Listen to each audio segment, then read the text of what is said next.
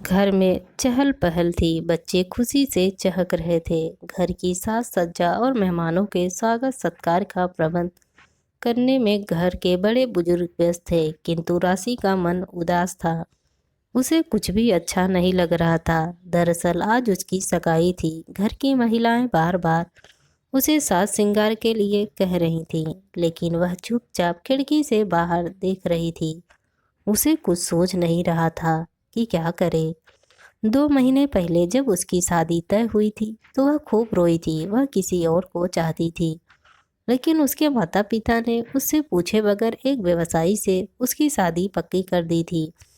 वह अभी शहर में हॉस्टल में रहकर बीएड कर रही थी। वहीं अपने साथ पढ़ने वाले राजेश को वह दिल दे बैठी थी, लेकिन उसने यह बात अपने माता पिता को नहीं बताई थी, क्योंकि वह खुद या राजेश अभी अपने पैरों पर खड़े नहीं हो पाए थे। पढ़ाई पूरी होने में अभी 2 साल बाकी थे, इसीलिए वह चाहती थी कि शादी 2 साल के लिए किसी तरह से रुकवा ले। उसने सोचा था कि जब परिस्थितियां ठीक हो जाएगी तो माँ की बात अपने माता पिता को बात करके राजेश के लिए उन्हें राजी कर लेगी। इसीलिए पिछली छुट्टी में वह घर आई तो अपनी शादी की बात पक्की होने की सूचना पाकर खूब रोई थी।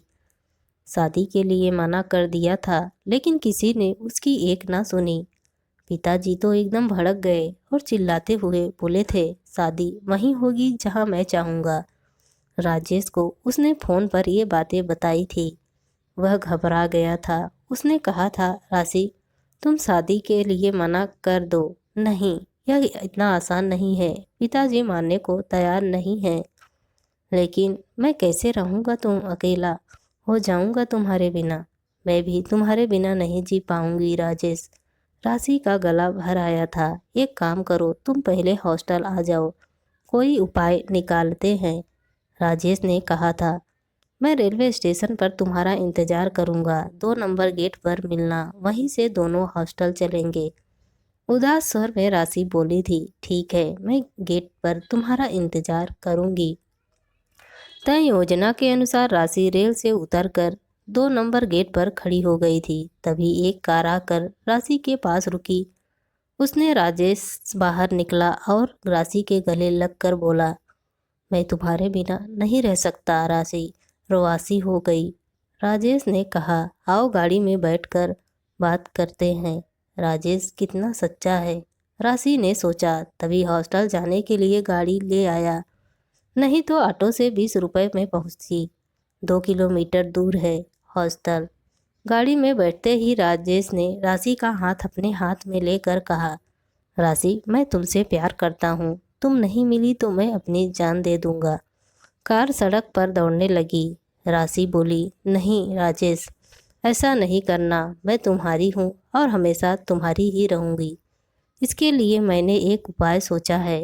राजेश ने कहा, हम लोग शादी कर लेते हैं और अपनी नई जिंदगी शुरू करते हैं। राशि आश्चर्यचकित होकर बोली, यह क्या कह रहे हो? तुम्हारा दिमाग तो ठीक है ना? तुम्हें मुझ पर विश्वास नहीं है? तभी उसने ड्राइवर से कार रोकने को कहा। कार एक पुल पर पहुंच गई थी। नीचे नदी बह रही थी। राजेश कार से बाहर आकर बोला, तुम शादी के लिए हाँ नहीं कहोगी तो मैं इसी पुल से नदी में कूदकर जान दे दूंगा। यह कहकर राजेश पुल की तरफ बढ़ने लगा। यह क्या कर रहे हो राजेश? राशि घबरा गई। तो मैं जी कर क्या करूँगा? चलो, मैं तुम्हारी बात मानती हूँ, लेकिन जान न दो। यह कहकर उसने राजेश को खींचकर वापस कार में बैठा दिया और खुद भी बगल में बैठकर बोली, लेकिन यह सब होगा कैसे? राशि के हाथों को अपने सीने से लगाकर राजेश बोला, अगर तुम तैयार हो तो सब हो जाएगा। हम दोनों आज ही शादी करेंगे। राशि चकित रह गई। इस निर्णय पर वह कांप रही थी। उसकी समझ नहीं आ रहा था कि क्या करे। ना कहे तो प्यार टूट जाता और राजेश जान दे देता। हाँ कहे तो माता पिता, रिश्तेदार और समाज के गुस्से का शिकार बनना पड़ेगा। क्या सोच रही हो? राजेश ने पूछा। राशि बोली, यह सब अचानक और इतनी जल्दी ठीक नहीं है। मुझे कुछ सोचने समझने का समय तो दो। इसका मतलब तुम्हें मुझसे प्यार नहीं है? ठीक है, मत करो शादी, मैं जिंदा भी नहीं रहूँगा। अरे यह क्या कह रहे हो? मैं तैयार हूँ, लेकिन शादी कोई खेल नहीं है। कैसे शादी होगी? हम कहाँ रहेंगे? घर के लोग नाराज होंगे तो क्या करेंगे? हमारी पढ़ाई का क्या होगा? राशि ने कहा। तुम इसकी चिंता मत करो, मैं सब संभाल लूँगा। एक बार शादी हो जाने दो, कुछ दिनों बाद सब मान जाएंगे। वैसे हम बालिग हैं, अपने जीवन का फैसला स्वयं ले सकते हैं, राजेश ने समझाया। लेकिन मुझे बहुत डर लग रहा है। मैं हूं ना, डरने की क्या बात है। चलो फिर ठीक है, मैं तैयार हूँ। डरते डरते राशि ने शादी के लिए हामी भर दी। वह किसी भी कीमत पर अपना प्यार खोना नहीं चाहती थी। राजेश खुश होकर बोला, तुम कितनी अच्छी हो। थोड़ी देर बाद कार एक होटल की गेट पर रुकी। राजेश बोला, डरो नहीं, सब ठीक हो जाएगा। हम लोग आज ही शादी कर लेंगे, लेकिन किसी को बताना नहीं। शादी के बाद कुछ दिन हम लोग हॉस्टल में ही रहेंगे। 20 दिनों बाद मैं तुम्हें अपने घर ले चलूँगा। मेरी माँ अपनी बहू को देखना चाहती है, वे बहुत खुश होंगी। तो क्या तुमने अपनी मम्मी पापा को सब कुछ बता दिया? नहीं, सिर्फ मम्मी को, क्योंकि मम्मी को गठिया है, ज़्यादा चल फिर नहीं पाती, इसीलिए वे जल्दी बहू को घर लाना चाहती हैं। किंतु पापा नहीं चाहते कि मेरी शादी हो। वे चाहते हैं कि मैं पहले पढ़ लिख कर अपने पैरों पर खड़ा हो जाऊं। लेकिन वे भी मान जाएंगे, फिर हम दोनों की सारी मुश्किलें खत्म हो जाएगी। राजेश बोला, सच तुम बहुत अच्छे हो। तो मेरी प्यारी महबूबा, तुम होटल में आराम करो, और हाँ, इस बैग में तुम्हारी ज़रूरत की सारी चीज़ें हैं। तुम रात 9 बजे तक तैयार हो जाना, फिर हम दोनों पास के मंदिर में चलेंगे, वहाँ शादी कर लेंगे, फिर हम होटल में आ जाएंगे। आज हमारी ज़िंदगी का सबसे खुशी का दिन होगा। कुछ प्रबंध करने राजेश बाहर चला गया। राशि उड़न में थी, उसके कुछ समझ में नहीं आ रहा था। अपने माता पिता को धोखा देने की बात सोचकर उसे बुरा लग रहा था, लेकिन राजेश के जिद पर अड़ा था और वह राजेश को खोना नहीं चाहती थी। कब रात के 9 बज गए पता ही नहीं चला। तभी राजेश आकर बोला, अरे अभी तक तैयार नहीं हुई?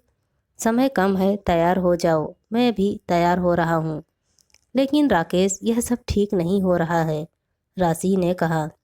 यदि ऐसा है तो चलो तुम्हें हॉस्टल पहुँचा देता हूँ, किंतु मुझे हमेशा के लिए भूल जाना।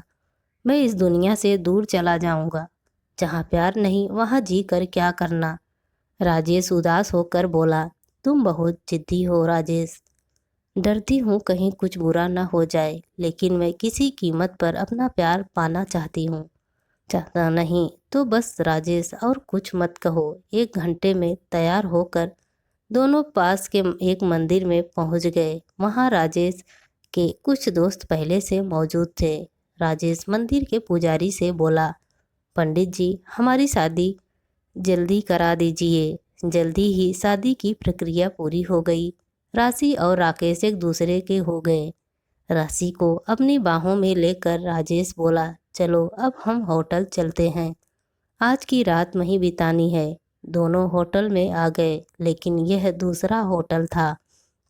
राशि को घबराहट हो रही थी। राजेश बोला, चिंता न करो, अब सब ठीक हो जाएगा। आज की रात हम दोनों की खास रात है न। राशि मन ही मन डर रही थी, किंतु राजेश को रोक न सकी। कब 2 घंटे बीत गए पता ही ना चला। थक गई ना, चलो पानी पी लो और सो जाओ। पानी का गिलास राशि की तरफ बढ़ाते हुए राजेश बोला। राशि ने पानी पी लिया। जल्द ही उसे नींद आने लगी। वह सो गई। सुबह जब राशि की नींद खुली तो वह हक्का बक्का रह गई। उसके शरीर पर एक भी वस्त्र नहीं था। उसके मुंह से चीख निकल गई जब उसने देखा कि कमरे में राजेश के अलावा 3 और लड़के थे। सब मुस्कुरा रहे थे। तभी राजेश बोला, चुप रहो जाने मन, यहाँ तुम्हारी आवाज़ सुनने वाला कोई नहीं है। ज़्यादा इधर उधर की तो तेरी आवाज़ को हमेशा के लिए खामोश कर देंगे। यह तुमने अच्छा नहीं किया राजेश। अपने शरीर को ढकने का प्रयास करती हुई राशि रोने लगी। तुमने मुझे बर्बाद कर दिया। मैं सबको बता दूंगी, पुलिस में शिकायत करूंगी। नहीं, तुम ऐसा नहीं करोगी, अन्यथा हम तुम्हें जिंदा नहीं छोड़ेंगे। वैसे ऐसा करोगी तो तुम खुद ही बदनाम होगी। कहकर राजेश हंसने लगा। उसके दोस्त भी हंसने लगे। राशि का बदन टूट रहा था। उसके शरीर पर जगह जगह नोचने खसोटने के निशान थे। वह समझ गई कि रात में पानी में नशीला पदार्थ मिलाकर पिलाया गया था। राजेश ने उसके बेहोश हो जाने पर सब ने उसके साथ राशि को रो रो कर बुरा हाल हो गया। राजेश बोला, अब चुप हो जा, जो हो गया उसे भूल जा, इसी में तेरी भलाई है। और जल्दी से तैयार हो जा, तुझे हॉस्टल पहुंचा देता हूँ। और हाँ, किसी से कुछ कहना नहीं, वरना अंजाम अच्छा नहीं होगा। राशि को अपने परिवार की खातिर चुप रहना पड़ा था। अरे खिड़की के बाहर क्या देख रही हो? जल्दी तैयार हो जा, मेहमान आने वाले हैं। तभी माँ ने उसे झकझोरा तो वह पिछली यादों से वर्तमान में लौटी। वह प्यार नहीं, धोखा था। उसने अपने मज़े के लिए मेरी सच्चाई और भावनाओं का इस्तेमाल किया। राशि ने मन ही मन सोचा। अपने आंसू पोंछते हुए राशि बाथरूम में घुस गई। उसे अपनी नासमझी पर गुस्सा आ रहा था। अपनी ज़िंदगी का फैसला उसने दूसरे को रोकने का हक दे दिया था, जो उसकी भलाई के लिए जिम्मेदार नहीं था। इसीलिए ऐसा हुआ। लेकिन अब कभी वह ऐसा भूल नहीं करेगी। मुंह पर पानी के छींटे मारकर वह राजेश के लिए दिए घाव के दर्द को हल्का करने की कोशिश करने लगी। मेहमान आ रहे हैं, अब उसे नई जिंदगी शुरू करनी है। हाँ, नई जिंदगी। वह जल्दी जल्दी सजने संवरने लगी। दोस्तों, आप सबको यह स्टोरी कैसी लगी? प्लीज़ कमेंट करके ज़रूर बताएं और मेरे चैनल को लाइक एंड सब्सक्राइब शेयर ज़रूर करें।